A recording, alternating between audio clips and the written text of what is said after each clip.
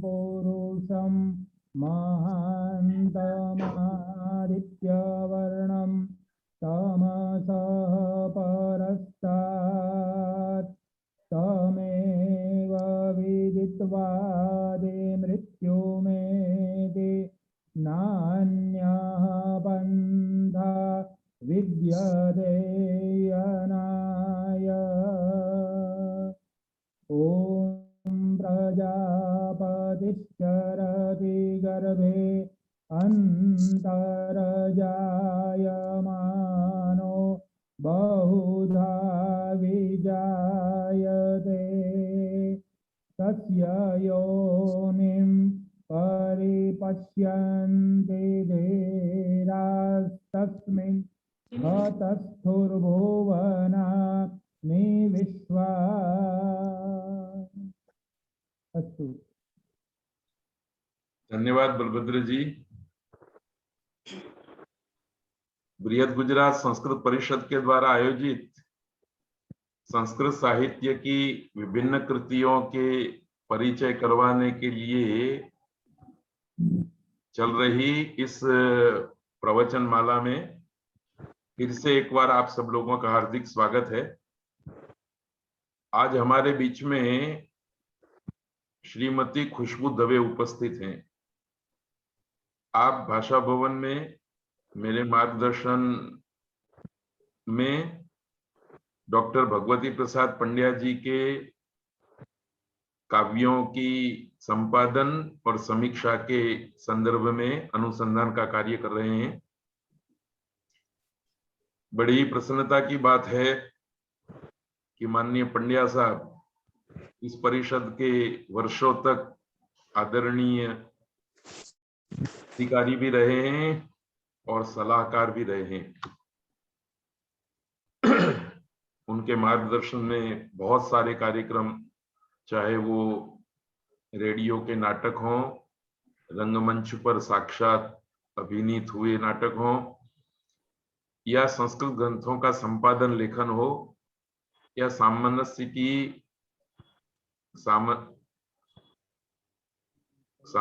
की पत्रिका के प्रकाशन का कार्य हो, माननीय डॉक्टर भगवती प्रसाद पंड्या साहब का बहुत सहयोग मिलता रहा है।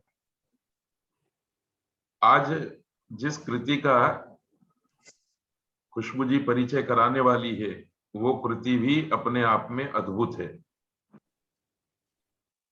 वेणी संहार। थोड़ी क्लिष्टता होने के कारण इस कृति को बहुत प्रसिद्धि नहीं मिली है, फिर भी इस नाट्य कृति की अपनी ही विशेषता है। उसके कारण विद्वज्जनों का इस कृति को बहुत आदर और मान मिला है। विद्यार्थी मित्रों को भी इस कृति के कथानक में रसानुभूति बहुत आसानी से हो सकती है, क्योंकि आज का व्याख्यान परिचयात्मक है, इसलिए टेक्स्ट पढ़ने में थोड़ी क्लिष्टता अनुभव जरूर होती है, अर्थ लगाने में थोड़ी क्लिष्टता का अनुभव करते हैं, खास करके बीए के विद्यार्थी। पर जहां तक कथानक का सवाल है, दृश्यावली का सवाल है, वहां तक ये कृति बहुत ही सरस है। इस कृति का परिचय कराने के लिए खुशबू जी उपस्थित हैं। मैं उनका परिषद की ओर से, सभी श्रोत्री वर्ग की ओर से हार्दिक स्वागत करता हूं और उन्हें प्रार्थना करता हूं कि वो आज वेणी संहार का हमें परिचय कराएं। खुशबू जी। धन्यवाद सर। सर्वेभ्यः नमो नमः। श्री बृहद गुजरात संस्कृत परिषद को आदरणीय एवं मेरे मार्गदर्शक प्रोफेसर कमलेश चौकसी महोदय को, मेरे समस्त गुरुजनों को एवं मेरे समस्त विद्यार्थी मित्रों को मेरा नमस्कार। आज की मेरी कृति का नाम है वेणी भट्टनारायण कृत वेणी संहार, जिसका मैं परिचय मंगलाचरण के साथ कराना चाहूंगी। मंगलाचरण से मैं अपनी स्तुति की शुरुआत करना चाहती हूँ। या कुंदेन्दु तुषारी हारी धवला, या शुभ्रवस्त्रावृता, या वीणा वरदंड मंडित करा, या श्वेत पद्म आसना, या ब्रह्माच्युत शंकर प्रभृतिभिः देवैः सदा वंदिता, सा मां पातु सरस्वती भगवती निःशेषजाड्यापहा।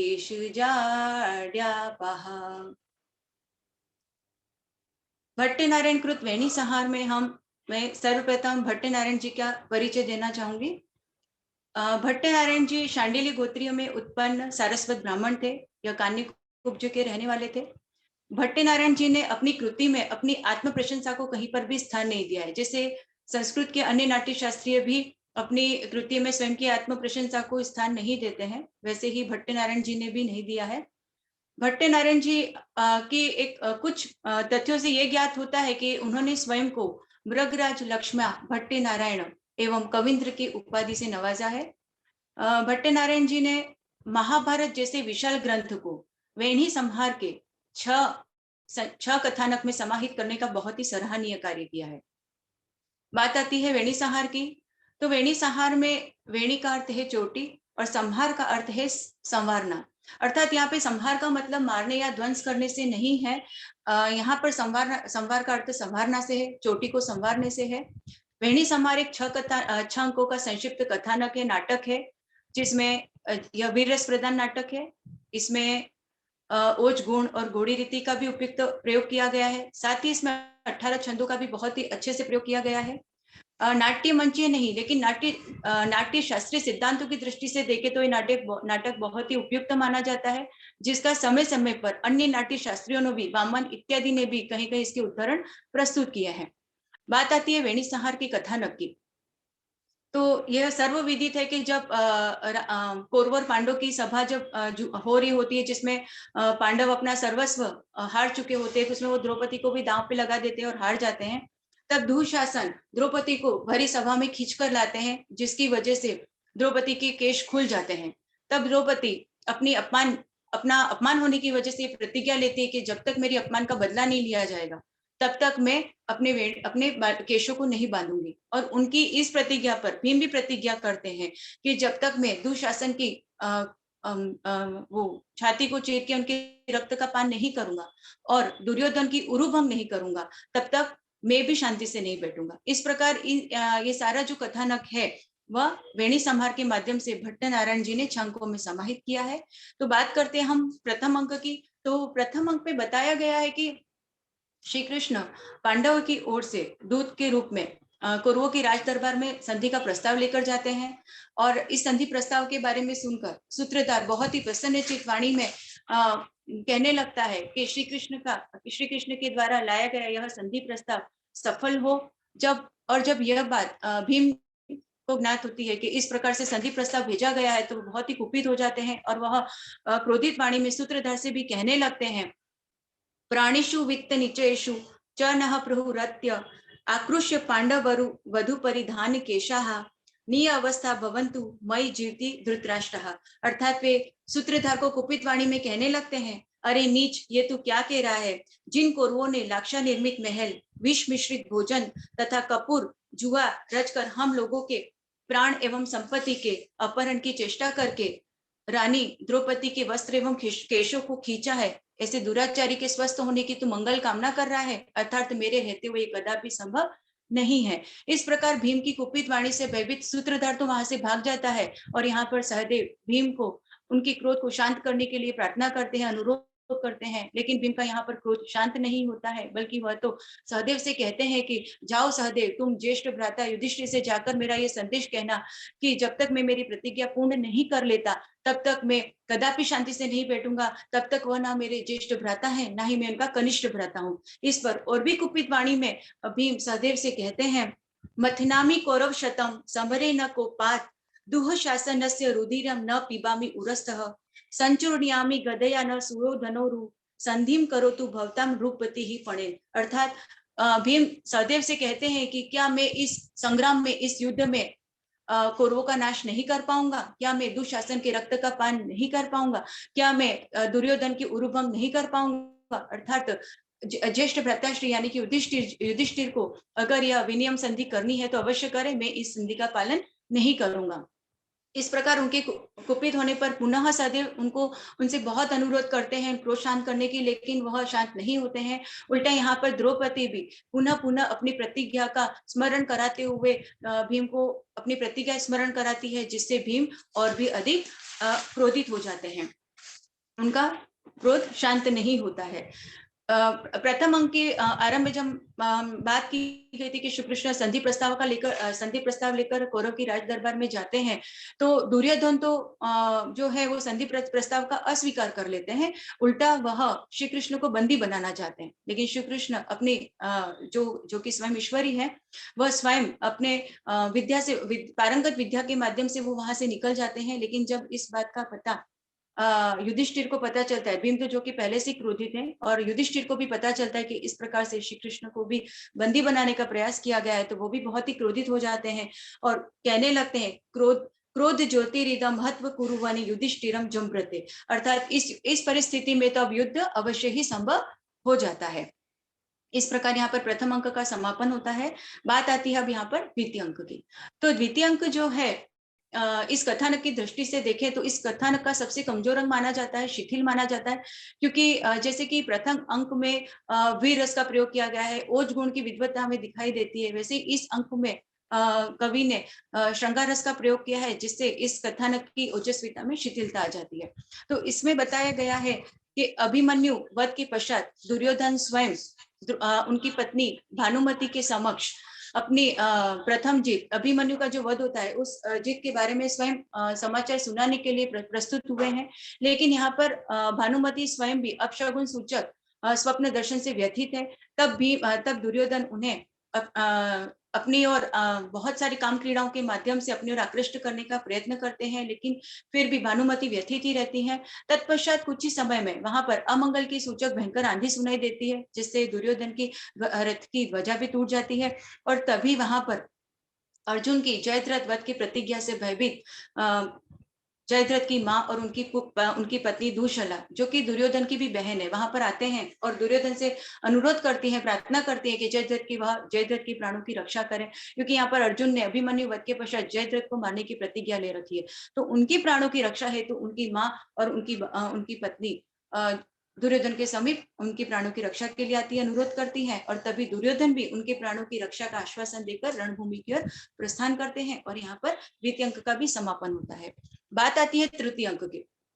तो तृतीय अंक में जैसे कि प्रथम अंक में वीर रस का प्रदर्शन दिखाई देता है, द्वितीय अंक में श्रृंगार रस का दिखाई देता है, वैसे ही तृतीय अंक में यहाँ पर विभत्स रस का प्रदर्शन दिखाई देता है। यहाँ पर रुधिर प्रिय राक्षस और उनकी पत्नी वसागंधा के मध्य संवाद होता है, और उसमें से पता चलता है कि द्रुपद, भूरिश्रवा, सोमदत्त, भगदत्त और प्रभृति आदि अनेक योद्धा जो हैं वो रणभूमि में मृत्यु को प्राप्त हो चुके हैं, और यहाँ पर परशुराम का परम शिष्य जो कि द्रोणाचार्य हैं और धनुधारियों में श्रेष्ठ हैं और कौरव पांडव उभय पक्ष के गुरु भी हैं, वह स्वयं भीम से दुशासन की प्राणों की रक्षा के लिए उपस्थित है। अतः द्रोणाचार्य भीम से दुशासन की रक्षा के लिए रणभूमि में खड़े हुए होते हैं, जिससे सर्वविदित है कि पांडव स्वयं भी द्रोणाचार्य के पराक्रम से भयभीत रहा करते थे। अब यहाँ पर श्री कृष्ण जानते थे कि द्रोणाचार्य को परास्त करना इतना आसान नहीं है, तो वो एक षड्यंत्र रचते हैं और वह पूरी रणभूमि में यह समाचार फैला देते हैं कि द्रोणाचार्य पुत्र अश्वत्थामा मृत्यु को प्राप्त हो चुके हैं, और यहाँ पर युधिष्ठिर भी अश्वत्थामा हतः यह कहकर यह बात कह देते हैं, जिससे जब यह बात द्रोणाचार्य को पता होती है तो वह स्वयं भी स्तब्ध हो जाते हैं, दुखी हो जाते हैं, विलाप करने लगते हैं, और यहाँ पर अवसर पाकर दृष्टद्युम्न द्रोणाचार्य पर आक्रमण कर देता है और उन्हें छल से मार देता है। इधर भीम भी दुशासन पर टूट पड़ता है। कुछ समय के पश्चात द्रोणाचार्य की मृत्यु का समाचार अश्वत्थामा को द्रोणाचार्य के सारथी के माध्यम से पता चलता है। इस पर वह बहुत ही दुखी होता है, विलाप भी होता है, पिता की मृत्यु पर दुखी होता है और साथ ही क्रोधित भी होता है। और जब वह विलाप कर रहा होता है तब अश्वत्थामा के मामा कृपाचार्य अश्वत्थामा के मामा कृपाचार्य उनके समक्ष प्रस्तुत होते हैं और उन्हें कहते हैं कि तुम अपने पिता की मृत्यु का बदला लो, अर्थात तो तुम कौरवों के सेनापति बन जाओ और इस प्रकार तुम पांडवों से अपने पिता की मृत्यु का बदला तुम्हें लेना चाहिए। इस प्रकार वो समझाकर उन्हें दुर्योधन के समीप ले जाते हैं। दुर्योधन के समीप जाने पर उन्हें ज्ञात होता है कि यहाँ पर तो पहले से ही कर्ण सेनापति बने हुए हैं। और जब ये बात कर्ण को भी पता चलती है कि अश्वत्थामा इस प्रकार सेनापति बनने के लिए आए हुए हैं, तो वह भी उन्हें खरी खोटी सुनाने लगते हैं। उनके पिता के बारे में उनके सामने व्यंग्य युक्त युक्तियों के माध्यम से बहुत ही खरी खोटी सुनाते हैं और कहते हैं, जातो अहम स्तुति वंश कीर्तन विदाम किम सारथिना कूले शुद्राराति कृता प्रियम प्रति करोमि अस्त्रेण नस्त्रेण यद। अर्थात चाहे मैं कायर हूं या मैं वीर हूं, लेकिन मैंने तुम्हारे पिता के जैसे शस्त्रों का परित्याग नहीं कर दिया है, जैसे कि तुम्हारे पिता ने दृष्टिद्युम्न के सामने त्रस्त होकर अपने शस्त्रों का त्याग कर दिया था। अर्थात तो वह दुर्योधन के सामने अश्वत्थामा के पिता द्रोणाचार्य के बारे में खरी खोटी कहने लगते हैं कि द्रोणाचार्य ने तो कभी तुम्हारे लिए कार्य किया ही नहीं है, उन्होंने तो पुत्र मोह में वश में आकर के अपने शस्त्रों का परित्याग कर दिया और मृत्यु को प्राप्त हो गए। और जब अश्वत्थामा भी फिर कर्ण के समक्ष क्रोधित होता है और वो कहता है कि तुम मेरे ही समक्ष मेरे पिता के लिए मुझे खरी खोटी सुना रहे हो, अर्थात वह भी क्रोधित वाणी में कहने लगते हैं, सबीरुः शूरो वा प्रथित भुज सारः त्रिभुवने कृतम यति नाजो प्रतिदिनमिय वेत्ति वसुधा परित्यक्त शस्त्र कथमिति न सत्य वृतधरः वृथा सुनुः साक्षी त्वमसि रणभीरो कक्कनु तदा। अर्थात वह कहने लगते हैं, कुपित वाणी में अश्वत्थामा कर्ण से कहने लगते हैं कि हे अभिमानी, मेरे पिता के जो भुज के बल से सर्व संसार विदित है कि वो कितने पराक्रमी थे, अर्थात उन्होंने अपने शस्त्रों का त्याग रणभूमि में क्यों किया, इस प्रश्न का उत्तर तो तुम स्वयं युधिष्ठिर से जाकर पूछो। इस प्रकार उन दोनों के बीच में कटु वचनों के द्वारा आक्षेप होने लगता है और दोनों ही परस्पर युद्ध करने के लिए तत्पर होने लगते हैं। और तभी दुर्योधन उन्हें समझा बुझाकर शांत करता है। तभी अचानक से भीम की गदा से व्यथित दुशासन का अर्थनाद सुनाई पड़ता है और उसे सुनकर दुर्योधन अश्वत्थामा को छोड़कर रणभूमि की ओर प्रस्थान करते हैं दुशासन की रक्षा हेतु। और इस प्रकार यहाँ पर तृतीय अंक का भी समापन होता है। बात आती है चतुर्थ अंक की, तो चतुर्थ अंक में बताया गया है कि जब दुर्योधन रणभूमि में दुशासन को बचाने के लिए जाते हैं तो वह अपनी संपूर्ण ताकत लगा देते हैं, लेकिन वह स्वयं भी भीम की गदा से यहाँ पर मूर्छित हो जाते हैं और उनका सारथी उनका चतुर सारथी उनको रथ पर लादकर रणभूमि से कहीं दूर पेड़ के नीचे, वृक्ष के नीचे सुला देता है और यहाँ पर उनको सुला देता है। इधर दुशासन के खून का प्यासा भीम भी दुशासन पर टूट पड़ता है और जीवित ही दुशासन के वक्ष को चीरकर उसके रक्त का पान करता है और उसके रक्त से अपने संपूर्ण शरीर को संचित करता है। भीम की इस विकट आकृति को देखकर वहां के शत्रु पक्ष की सेना भी तितर बितर होने लगती है। इधर भीम फिर कर्ण पर भी आक्रमण कर देता है। कर्ण को बचाने के लिए यहाँ पर कृपाचार्य और उनका पुत्र विश्वसेन आ जाते हैं और भीम की सहायता हेतु यहाँ पर अर्जुन भी उपस्थित हो जाते हैं। उसके पश्चात अर्जुन और कर्ण पुत्र वृषसेन के मध्य भी भयंकर युद्ध होने लगता है, जिसमें वीर वृषसेन मृत्यु को प्राप्त हो जाते हैं। कुछ समय के पश्चात कर्ण के जो सारथी हैं, सहचर हैं, उनके द्वारा सुंदरक के द्वारा दुर्योधन को, जो कि पहले से ही दुशासन की मृत्यु से विलाप कर रहे थे, दुखी थे, उन्हें कर्ण पुत्र के मृत्यु का भी समाचार प्राप्त होता है और इस पर वह पुनः विलाप करने लगते हैं, रोने लगते हैं। और तभी राजा धृतराष्ट्र और रानी गांधारी का वहां पर आगमन होता है और इस प्रकार यहाँ पर चतुर्थ अंक का भी समापन हो जाता है। फिर बात आती है यहाँ पर पंचम अंक की। तो पंचम अंक में बताया गया है कि संजय के साथ राजा धृतराष्ट्र और रानी गांधारी दुर्योधन के समक्ष उपस्थित हुए हैं और वह दुर्योधन से अनुरोध करते हैं कि तुम अभी युद्ध को यहीं पे विराम कर दो और पांडवों के साथ में तुम संधि कर लो और उन्हें पंचगाम दे दो। तो इस पर, क्योंकि हमारे 100 पुत्रों में से वैसे भी 99 पुत्र तो मृत्यु को प्राप्त हो चुके हैं, अब एक तुम ही शेष रह गए हो, अगर अब तुम भी अपने प्राणों की आहुति दे दोगे तो हम अंधों का पथ प्रदर्शक कौन बनेगा। इस प्रकार वह दुर्योधन को बहुत ही समझाते हैं। तो इस पर दुर्योधन भी विलाप करते हुए अपने माता पिता से कहते हैं कि दुखी होते हुए कहते हैं कि युधिष्ठिर, यानी कि पांडवों के तो एक भी भाइयों की मृत्यु नहीं हुई है, फिर भी युधिष्ठिर ने यह प्रतिज्ञा की है कि अगर मेरी एक भी भाई की मृत्यु हो जाएगी तो मैं स्वयं अपने प्राणों का परित्याग कर दूंगा। तो मेरे तो यहाँ पर 99 भ्राताश्री मृत्यु को प्राप्त हो चुके हैं, तो मैं अपने प्राणों की रक्षा हेतु, स्वार्थवश हेतु कैसे इस संधि को स्वीकार कर सकता हूँ, अर्थात कदापि स्वीकार नहीं कर सकता। ही माना किल रिपोह नृपाः संदधति परान दुःशासने हते अहिनाः सानु जहाँ पांडवाः कथम। अर्थात इस प्रकार युधिष्ठिर मन ही मन विचार भी कर रहे होते हैं कि पांडवों के तो एक भी भाई की मृत्यु नहीं हुई है, मेरे तो यहाँ पर सारे भ्राताश्री मृत्यु को प्राप्त हो चुके हैं, तो फिर युधिष्ठिर यानी कि पांडव पक्ष कैसे संधि को स्वीकार कर सकते हैं। जब ये विचार कर ही रहे होते हैं तभी उन्हें चित्कार सुनाई देती है, गर्जना सुनाई देती है कि यहाँ पर अर्जुन के द्वारा कर्ण भी मृत्यु को प्राप्त हो चुके हैं। और जब ये समाचार दुर्योधन को पता चलता है, वो पुनः विलाप करते हैं और भूमि शैया पर गिर जाते हैं। तभी धृतराष्ट्र और गांधारी उन्हें धैर्य बंधाते हैं। जब इनका वार्तालाप चल रहा होता है तभी दुर्योधन को ढूंढते हुए अर्जुन और भीम वहां पर उपस्थित हो जाते हैं। और यहाँ पर भीम फिर से दुर्योधन को ललकारते हुए कहते हैं कि मेरी सारी प्रतिज्ञा पूर्ण हो चुकी है, बस एक तुम्हारे उरुभंग की प्रतिज्ञा ही मेरी शेष बाकी है, जिसे मैं आज अपने बड़ों के समक्ष पूर्ण नहीं करूंगा, जिसे मैं कल पूर्ण करूंगा।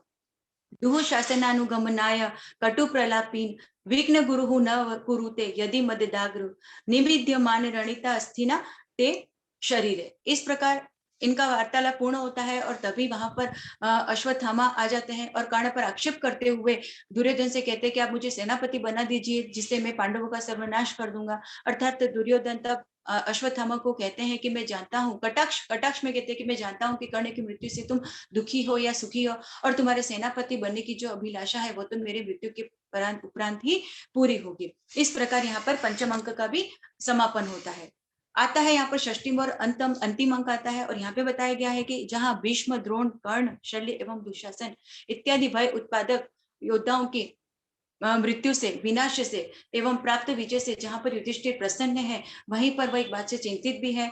बात इस बात से चिंतित है कि भीम ने प्रतिज्ञा की है कि अगर वो आज दुर्योधन का सर्वनाश नहीं करेंगे, उन्हें नहीं मारेंगे तो वह स्वयं भी अपने प्राणों का त्याग कर देंगे। और इस बात से युधिष्ठिर बहुत चिंतित है। और जब से ये बात दुर्योधन को ज्ञात हुई है और वो कहीं जाकर छिप गया है तो लेकिन तो सहदेव के प्रयत्न से दुर्योधन का पता चल जाता है कि वह कहीं किसी सरोवर में जाकर छुपा है। तब भीम अपने व्यंग्य उत्तेजित युक्तियों से उन्हें उकसाते हैं और उन्हें बाहर निकालते हैं और अपने गदा से उन पर प्रहार करते हैं, और दोनों के बीच में भयंकर युद्ध होता है जिसमें दुर्योधन मृत्यु को प्राप्त हो जाते हैं। और यहाँ पर भीम पुनः उनके उरुभंग की प्रतिज्ञा को पूर्ण करते हैं। और जब ये समाचार युधिष्ठिर को प्राप्त होता है तो वो बहुत ही प्रसन्नचित होते हैं और राज्याभिषेक की तैयारी करते हैं। लेकिन तभी दुर्योधन का मित्र यहाँ पर चावार्क राक्षस उपस्थित होता है और युधिष्ठिर को कहता है कि भीम युद्ध में भीम मृत्यु को प्राप्त हो चुके हैं, और इस प्रकार वो उन्हें कहकर चला जाता है। तो यहाँ पर युधिष्ठिर पुनः विलाप करने लगते हैं और वह उनकी प्रतिज्ञा के अनुसार कि एक भी भाई की मृत्यु होगी तो वह स्वयं भी अपने प्राणों का परित्याग कर देंगे। तो उस प्रतिज्ञा के अनुसार वह स्वयं भी अब अग्नि में प्रवेश करना चाहते हैं और उनके साथ में द्रौपदी भी अग्नि में प्रवेश करना चाहती है। लेकिन तभी भीम दुर्योधन के रक्त से संचित वहां पर आते हैं और उनको आता हुआ देखकर युधिष्ठिर समझते हैं कि ये तो भीम नहीं, ये तो दुर्योधन है। और वह भीम जैसे ही आते हैं वह द्रौपदी के समक्ष जाना चाहते हैं, लेकिन युधिष्ठिर उन्हें पीछे से पकड़ लेते हैं कि तुम दुष्ट हो, तुमने मेरे छोटे भाई को तुमने मार दिया। इस तरीके से उनसे संवाद करने लगते हैं। और तभी भीम कहता है कि भ्राताश्री आप क्या कह रहे हैं, मैं तो आपका अनुज भ्राता कनिष्ठ भ्राता भीम हूँ। इस प्रकार युधिष्ठिर उन्हें पहचान लेते हैं और गले लगाते हैं। और यहाँ पर भीम भी अपने खून से सने हुए हाथों से द्रौपदी की वेणी का संहार करते हैं, उनकी चोटी को बांधते हैं और इस प्रकार वो अपनी प्रतिज्ञा को पूर्ण करते हैं और सभी प्रसन्नचित हो जाते हैं। साथ ही श्री कृष्ण के आशीर्वादात्मक वचनों के साथ में इस नाटक का अवसान हो जाता है। इस प्रकार वेणी संहार के ये सारे 6 जो अंक यहाँ पर समाप्त होते हैं। बात आती है निष्कर्ष की, तो निष्कर्ष की दृष्टि से देखें तो चरित्र चित्रण एवं रस उद्भावन की दृष्टि से यह नाटक बहुत ही प्रभावशाली है और इसमें युद्ध वीर रस का ऐसा सुंदर उद्भावन जो इस नाटक में देखने को मिलता है वो संस्कृत के अन्य किसी भी नाटक में देखने को नहीं मिलता है। इसमें अनेक ऐसे पात्र हैं जो इस रस के आलम्बन है, जैसे भीम, दुर्योधन, अश्वत्थामा और कर्ण। जहां पर भीम धीरोदत्त, दृढ़ प्रतीक एवं आदर्श वीर हैं, किंतु दुर्योधन कूटनीतिज्ञ, हठी, मित्रवत्सल एवं विलासी है। वहीं अश्वत्थामा वीर होने पर भी अविवेकी तथा अस्थिर चित्त बताए गए हैं और वहीं पर उनका प्रतिद्वंदी कर्ण शूर, साहसी, स्वाभिमानी, दैन्य रहित होते हुए भी मित्र के प्रति समर्पित बताया गया है। अतः इस प्रकार वीर रस के अतिरिक्त यहाँ पर शंगा, रौद्र, करुण, शांति, विभत्स, शांत रस इत्यादि रसों का भी समावेश देखने को मिलता है। जैसे इस नाटक में ओज गुण का प्रयोग जितनी कुशलता के साथ किया गया है, उतनी कुशलता से इस नाटक में प्रसाद गुण का भी हृदयावर्जक प्रयोग देखने को मिलता है। जैसे घते भीष्मे हते द्रोणे कर्णे च विनिपातिते आशा बलवती राजन शल्यु जेष्यति पांडवान, अर्थात इसमें प्रसाद गुण के माध्यम से आशा के महत्व को प्रकट किया गया है। साथ ही इसमें श्रृंगार रस के निरूपण में भी कवि ने माधुर्य गुण का भी बहुत ही सफल प्रयोग किया है। कुरु धनोरु पदानी शनिह शनि रही विमुंच गति परिवेपिनी सूतनु बाहुलतो परिबंधन मम निपीड़य गाढ़ मुरह स्थलम, अर्थात इस श्लोक के माध्यम से दुर्योधन ने अपनी पत्नी भानुमति के प्रति प्रणय याचना को प्रस्तुत किया है, प्रकट किया है। इस प्रकार इस नाटक में करुण रस के भी बहुत सारे उदाहरण देखने को मिलते हैं, जैसे द्रोणाचार्य की मृत्यु पे अश्वत्थामा का विलाप करना, वृषसेन और कर्ण और दुशासन की मृत्यु पर दुर्योधन का विलाप करना, और स्वयं भीम की मृत्यु का झूठा समाचार प्राप्त होने पर युधिष्ठिर का विलाप करना, ये सारे करुण रस को बहुत ही अच्छी तरीके से प्रस्तुत करते हैं। अतः संक्षिप्त रूप में हम कह सकते हैं कि ये जो नाटक है वह वीर रस के कारण एवं अपनी ओजस्विता के कारण संस्कृत जगत में अमरता की श्रेणी में गिना जा सकता है। अर्थात मेरे नाटक का यहाँ पर समापन होता है, जिसे मैं शांति पाठ के द्वारा समापन करना चाहती हूँ। ओम पूर्णमदः पूर्णमिदं पूर्णात् पूर्णमुदच्यते पूर्णस्य पूर्णमादाय पूर्णमेवावशिष्यते।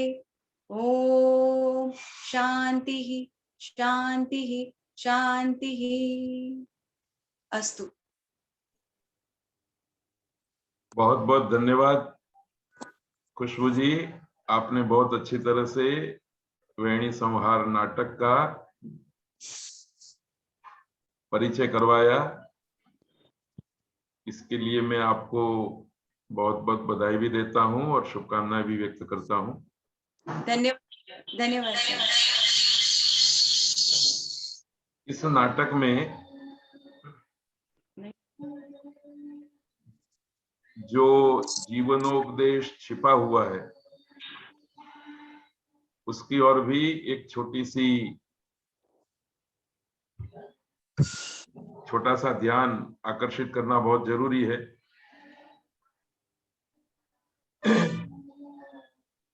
प्रतिज्ञा कर लेना बहुत आसान है,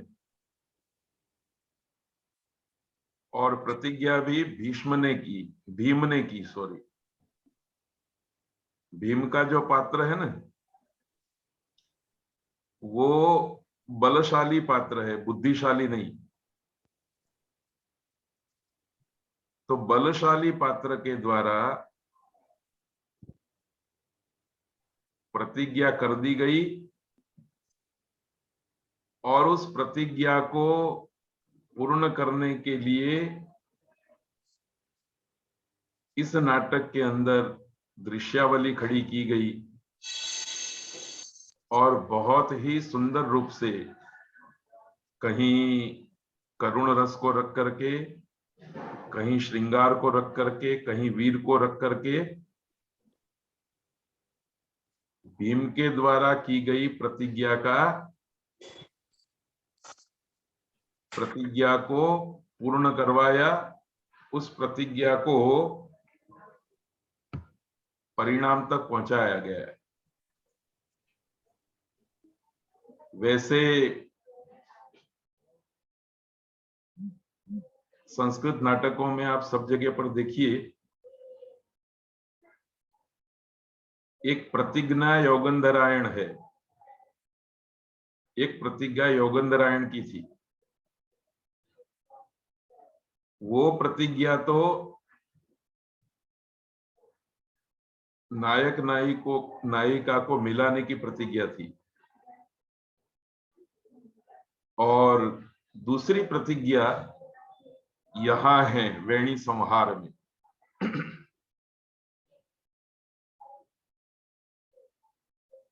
तो देखिए, जब हम वेणी संहार के उद्गम स्थान की चर्चा करेंगे, ये भट्ट नारायण को ये प्रेरणा कहां से मिली, उस प्रेरणा का एक बिंदु प्रतिज्ञा योगंधरायण में भी देखा जा सकता है। इस तरह से भी विद्यार्थी मित्रों को हमें थोड़ा विचार करना है। दूसरी बात, ये जो संहार शब्द है, वेणी तो बड़ा प्रसिद्ध अर्थ है, पर संहार शब्द का अर्थ विशेष अर्थ है। वैसे तो संहार शब्द का अर्थ है मार देना, नष्ट कर देना, खत्म कर देना। जैसे कि दुष्टों का संहार है। पर यदि इसी अर्थ को लेकर के आप वेणी संहार को समझने का प्रयत्न करेंगे तो आप गलत हैं। यहां संहार का अर्थ है संभालना। जैसे बिखरी हुई चीजों को इकट्ठा करके आप अपने पर्स में रखते हैं, तो पर्स में रखने रूपी जो क्रिया है वो भी संहार है। इसकी प्रेरणा भी पूर्व कवियों से मिली, इस संहार शब्द के प्रयोग करने की भी। किस कृति से प्रेरणा मिली? ऋतु संहार। कालिदास के सुप्रसिद्ध ऋतु संहार में ऋतुओं को इकट्ठा करके रखा गया है। बिखरी हुई ऋतुओं को काव्य के माध्यम से एक करके रखा हुआ है। तो संहार शब्द को समझने के लिए भी आपको ऋतु संहार का स्मरण करना पड़ेगा। ऋतु संहार पूर्ववर्ती कृति है। तो जैसे ऋतुओं का संहार मतलब ऋतुओं को खत्म करने की बात नहीं है वहां, पर एक ही कृति में निदाग ऋतु भी रख दी, गर्मी की ऋतु भी, बारिश की ऋतु भी रख दी, सर्दी की ऋतु भी रख दी। तो सारे ऋतुओं को उन्होंने इकट्ठा करके रखा है, इसलिए उसका नाम ऋतु संहार है। तो ये वेणी जो है, द्रौपदी की वेणी, वो खुली हुई थी, उसके बाल खुले हुए थे। और द्रौपदी की भी अपनी एक प्रतिज्ञा थी कि जब तक वेणी के इन बालों को छूने वाले दुष्ट दुर्योधन का विनाश नहीं होगा, दुर्योधन खत्म नहीं होगा, तब तक मैं अपनी इस वेणी का संहार नहीं करूंगा। ऐसे एक घटना का स्मरण और होता है। कौटिल्य ने, चाणक्य ने नंद राजा के सामने ऐसी ही तो प्रतिज्ञा की थी कि मैं इस चोटी को, वहां चोटी शब्द है, यहाँ वेणी शब्द है, इस चोटी को मैं बांधूंगा नहीं। तो वो भी शिखा संहार है। चोटी के केशों को न बांधने की प्रतिज्ञा है, मैं खुला रखूंगा चोटी को। तो देखिए, योगेंद्रायण की प्रतिज्ञा भी फली, पूर्ण हुई। चाणक्य की प्रतिज्ञा भी पूर्ण हुई।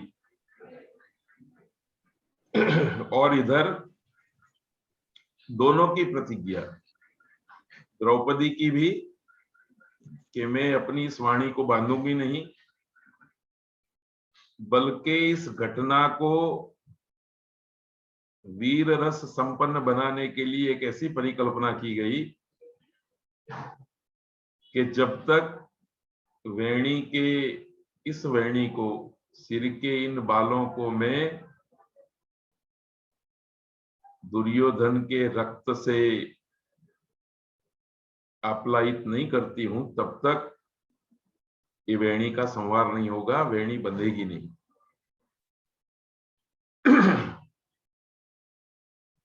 और भीष्म ने भी प्रतिज्ञा कर ली, भीम ने भी प्रतिज्ञा कर ली कि मैं एक दिन ऐसा पराक्रम करूंगा कि दुर्योधन के रक्त से द्रौपदी की वेणी का संहार होगा, वेणी को इकट्ठा किया जाएगा, वेणी को ग्रथित किया जाएगा। तो देखिए, संस्कृत साहित्य को पढ़ते समय हमें इस बात का भी ध्यान रखना है, संस्कृत की किसी भी कृति का परिचय पाने के समय में हमें इस बात का भी ध्यान रखना है कि इसमें जो कथा वस्तु आ रही है, दृश्य आ रहे हैं, घटनाएं आ रही हैं, यहां तक कि शब्द प्रयोग आ रहे हैं, उनका स्रोत कहाँ है, पूर्ववर्ती साहित्य में वो कहाँ किस रूप से पड़े हुए, उसका अनुसंधान कर लेना भी हमारे स्वाध्याय का एक अंग होना चाहिए, हमारे स्वाध्याय का एक हिस्सा होना चाहिए। वेणी संहार को सुनते ही ऋतु संहार का संहार शब्द, प्रतिज्ञा यौगंधरायण की प्रतिज्ञा, कौटिल्य की प्रतिज्ञा,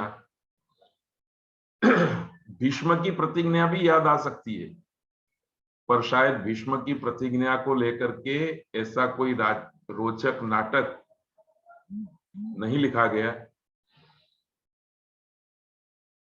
किसी ने लिखा होगा तो वो इतना प्रसिद्ध नहीं हुआ, पर कम से कम जो संस्कृत के प्रशिष्ट साहित्य में प्रसिद्ध कृतियां हैं, उन कृतियों के आपसी अनुबंध को स्मरण में लेना ये हमारा कर्तव्य है, ये हमारा उत्तरदायित्व है, इसकी ओर भी हमको ध्यान आकर्षित करना चाहिए, ध्यान रखना चाहिए।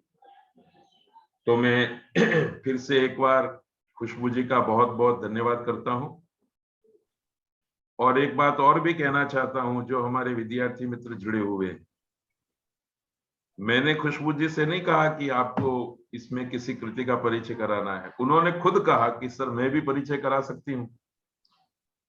तो वास्तव में नवोदित विद्यार्थियों को भी उत्साह देने के लिए हम तैयार हैं। मैं उनसे प्रार्थना करता हूं, जो इस प्रवचन माला में संस्कृत की किसी कृति का परिचय करवाने के लिए उद्यत हैं, वो श्रम करके, थोड़ी तैयारी करके इस मंच पर आए और किसी न किसी कृति का परिचय कराए। उनका भी हार्दिक स्वागत है, उनको भी निमंत्रण है। तो खुशबू जी, आपका बहुत बहुत धन्यवाद परिषद की ओर से और सभी श्रोतृगण की ओर से। माननीय बलभद्र जी का भी मैं धन्यवाद करता हूं, जिन्होंने मंगलाचरण किया, और सभी श्रोताओं को भी मैं बृहद गुजरात संस्कृत परिषद की ओर से आभार व्यक्त करता हूं कि जो समय से उपस्थित हो जाते हैं।